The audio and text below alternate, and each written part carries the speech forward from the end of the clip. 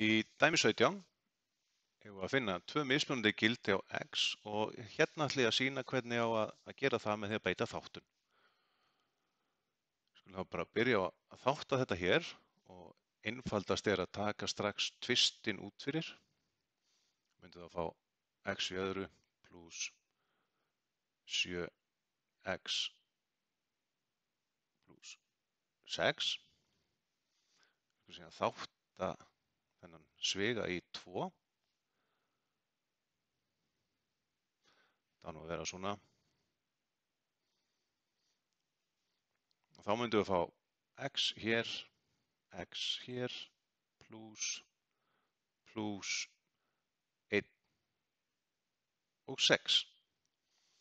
Og nú þurfum við sem þetta að gefa okkur það að þessi jafna gefa okkur niðurstöðuna 0. Og til þess að það sé hægt þarf þessi hluti að vera 0 eða þessi eða báðir. Þannig við skulum byrja hér að finna út hvernig við getum látið þennan sviga verða 0. Þá gefum okkur þetta svona x pluss 1 jafnt og 0. Þá einangrum við x-ið. X er þá jafnt og, nú tökum við þennan og færum hann hingað yfir, þá myndi það gefa okkur mínus 1. Og hérna værum við komið með fyrra gildið á x. Gerum sama hér, þar sem við gefum okkur að x pluss 6